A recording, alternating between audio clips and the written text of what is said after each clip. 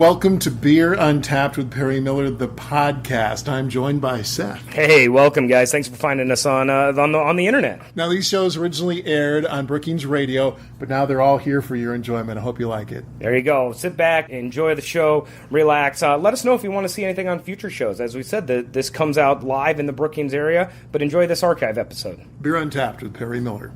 Welcome to Beer Untapped with Perry Miller.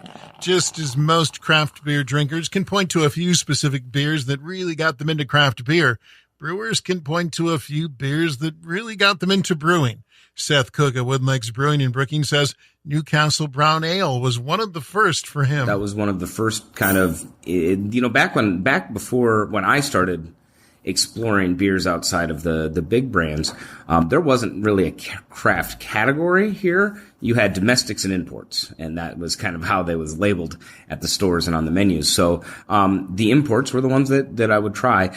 The first one was Newcastle, and I tasted it, I was like, this is different. I probably at the time couldn't identify everything that was different or why I liked it, but it definitely was intriguing, if nothing else. And then we had Smittix. I'm not sure if you guys have had that. And of course, Guinness was out there. Seth says the beer that really opened his eyes was Samuel Smith's Imperial Stout. And I said, you know what? This is really beyond any of the other domestic beers, and even domestic beers attempts at some of these more complex flavors. So is that the first one you remember that was sort of an aha moment? Yeah, I think it was Samuel Smith. Then it was an interesting because I popped the top and it had the Imperial Stout had the foil top on and everything. Like it was kind of cool. I was like, what is this?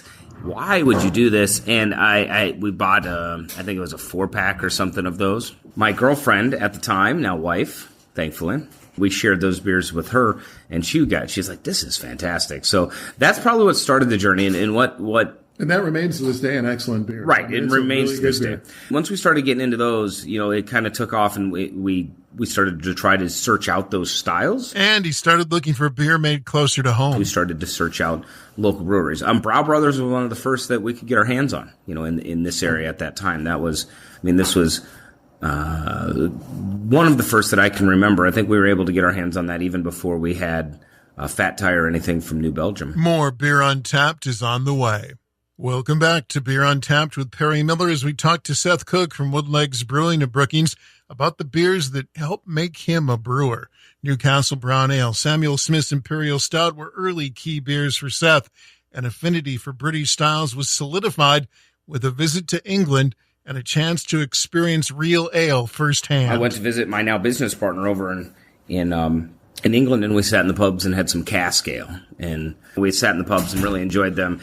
And what led to the next thing is a desire to replicate some of those flavors. And not long after that, I bought my first brew kit and got after it. And one thing led to another, and we kept exploring, and this whole hobby and industry kept developing, and pretty soon we have a full-blown brewery. So that's probably where the origin story, if we were writing a comic book, that's probably the origin story of Wooden Legs here. He also enjoyed trying a lot of different kinds of beers. And I think that's what impressed me the most, is I would sit down and we'd have one, and I'd enjoy it, and at the time didn't know why, didn't know if it was hoppy. I just couldn't put accurate description to what I was experiencing, and I'd open up the next bottle from a different brewery, and it would be a completely different experience. Same glass, completely different experience. And I think that was probably what I was most intrigued by initially, is just the opportunity to try so many different flavors that I really got excited about those. After I did that, I would take and do a little bit more focus and say, let's try brown ales, or let's try IPAs, or let's try Imperial Stout.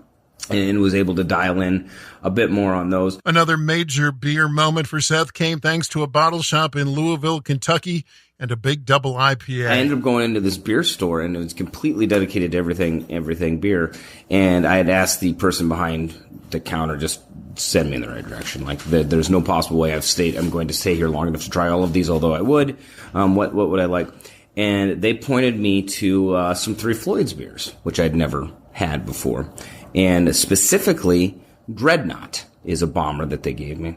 So that night, I took that back to the hotel and cracked open a bottle of Dreadnought, and it probably unceremoniously poured it in a hotel glass or something, and drank it. And I just opened up my senses. I was like, wow, this isn't anything like I've had before. So, as often as I can get it, I try to get my hands on a Dreadnought. It's a good beer. It's a fantastic beer, but it has a real strong sentimental value for me because it really kind of represented a change of position, a change of thought process on what beer could be. And he says there still is a sense of discovery. But I think the amazing part is I can still drink a lot of different beers and still find a same sense of discovery in each one now that I did 15 years ago when we started doing this. And I think that's probably as inspiring as anything else, is that to open myself up to a cliche.